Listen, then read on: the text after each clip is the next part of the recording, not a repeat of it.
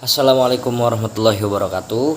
Apa kabar teman-teman SD 4 semuanya? Semoga sehat selalu dan tetap dalam lindungan Allah Subhanahu wa taala. Amin ya rabbal alamin. Baik, di pertemuan sebelumnya ketika kita Zoom, kita sudah membahas tentang macam-macam najis dan bagaimana cara membersihkannya seperti itu. Nah, di sini kita akan tetap belajar yang akan terus nyambung dari hadas kecil ke hadas besar. Nah, bagaimana cara membersihkannya, bagaimana tata cara pelaksanaannya, nah itu akan nanti kita bahas. Nah, sekarang kita akan membahas tentang tata cara bersuci dari hadas kecil terlebih dahulu. Untuk hadas besarnya di pertemuan yang akan datang, insya Allah. Seorang muslim yang akan mengerjakan ibadah juga harus suci dari hadas kecil, baik itu melaksanakan sholat, membaca Al-Quran, dan lain sebagainya. Itu perlu seperti itu. Kenapa? Karena Rasulullah SAW juga menganjurkan kepada umatnya, menganjurkan kepada kita semua untuk selalu menjaga wudhu seperti itu. Kenapa? Karena pada saat kita dalam keadaan wudhu, apapun pekerjaan yang kita lakukan, selama hal itu halal ataupun baik di mata agama Islam ataupun di hadapan Allah, maka pekerjaan tersebut akan bertambah nilai pahalanya seperti itu. Makanya yang namanya wudhu itu tetap harus dijaga seperti itu. Seorang yang dikatakan berhadas kecil apabila dia buang air kecil ataupun buang air besar seperti itu. Nah, maka agar seseorang bisa suci dari hadas kecil, nah, maka harus melakukan wudhu dengan menggunakan air. Tidak mungkin berwudhu dengan menggunakan tanah seperti itu ataupun debu. Kalau seandainya debu itu digunakan untuk tayamum, kalau seandainya tidak ada air. Nah, bagaimana tata cara melaksanakan wudhu? Nah, di Al-Quran sudah sangat jelas dalam surat Al-Maidah ayat 6. Nah, di situ tertulis semua tentang rukun wudhu, ya. Tertulis semua tentang rukun wudhu, tidak sunnahnya. Nah, sunnahnya ada di mana? Nah, sunnahnya ada di dalam hadis Rasul Shallallahu Alaihi Wasallam. Nah, apa saja sih yang perlu apa saja yang perlu dikerjakan pada saat berwudhu? Nah, yang rukunnya itu kan ada 6, ya. Yang pertama itu adalah niat. Kenapa di Al-Quran tidak ada niat? Nah, dijelaskan oleh Rasul bahwasanya innamal a'malu binniyat, segala sesuatu itu diawali dengan niat. Kemudian setelah niat apa? Membasuh muka, kemudian membasuh kedua tangan sampai ke sikut, kemudian membasuh sebagian kepala. Yang kelima ialah membasuh kaki sampai mata kaki, dan yang terakhir adalah tertib. Tertib ini kenapa dimasukkan? Karena runtunannya ini diharuskan sesuai dengan apa yang Allah sampaikan untuk bersuci seperti itu. Nah, nanti untuk tata cara wudhu insya Allah akan kita bahas juga bagaimana sih wudhu yang baik dan benar itu seperti itu. Nah, kita lanjut bersuci dengan wudhu. Wudhu secara bahasa artinya ialah baik dan bersih. Artinya kita membersihkan kotoran yang ada di diri kita.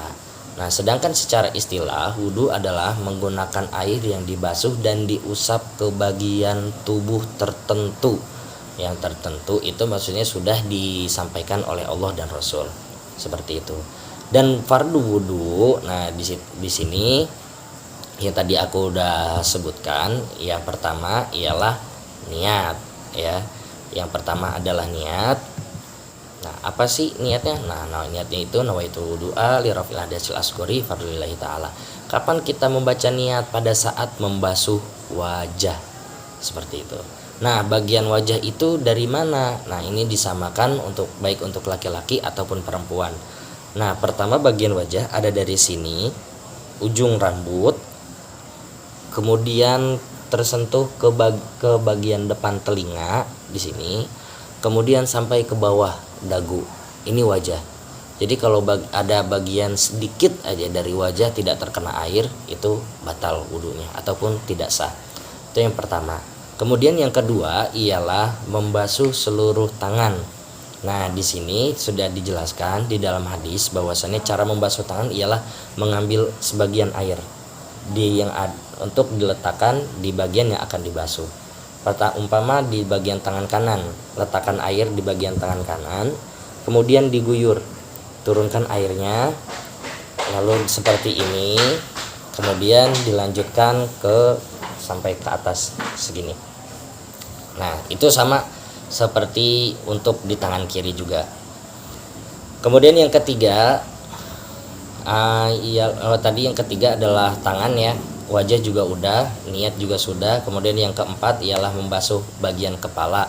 Kenapa tidak disebut rambut? Nah kan sebagian dari teman-teman itu ada yang ketika berwudu hanya membasahi rambutnya aja, padahal rukunnya itu adalah membasuh sebagian kepala.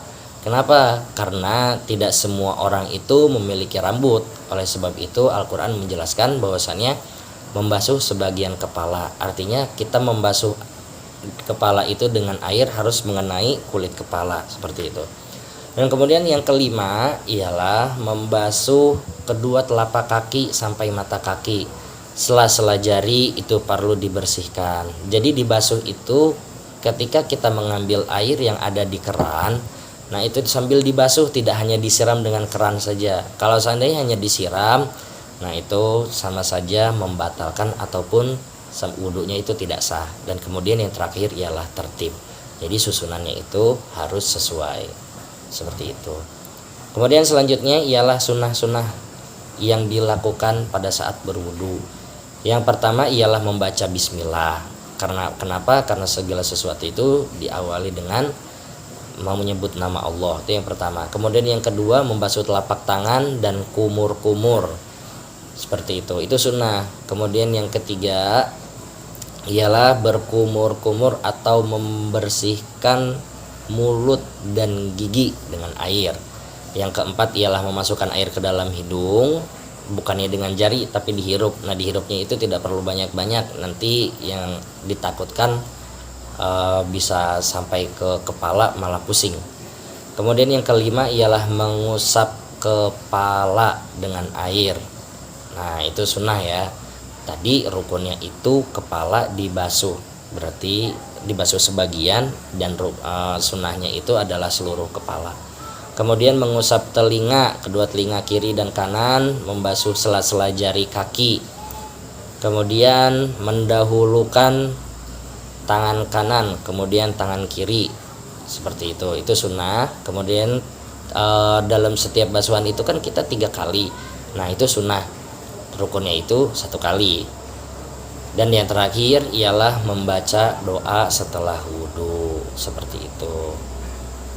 Doa setelah wudhu insya Allah teman-teman semuanya sudah hafal semua. Dan kita lanjut ke dalam hal-hal yang dapat membatalkan wudhu, gitu. Yang pertama ialah keluarnya sesuatu dari 2 lubang, yaitu kubul dan dubur. Nah kemarin sudah kita bahas apa itu kubul dan apa itu dubur. Kemudian yang kedua ialah hilangnya akal, stres, mabuk, karena kemudian pingsan, gila. Nah itu batal tuh wudunya. Kemudian yang ketiga ialah bersentuhan dengan kulit laki-laki ataupun perempuan yang bukan mahram. Nah bagaimana bersentuhan dengan kulit ibu ataupun kulit adik? Nah itu tidak apa-apa. Kemudian yang terakhir ialah menyentuh atau tersentuh 2 hal tadi, dubur ataupun kubul, seperti itu. Jadi kalau misalkan tangan kita ataupun jari kita tersentuh, baik itu secara sengaja ataupun tidak sengaja, itu dapat membatalkan wudhu tersebut. Baik teman-teman, itu saja yang bisa aku sampaikan, semoga bermanfaat. Billahi taufiq wal hidayah. Wassalamualaikum warahmatullahi wabarakatuh.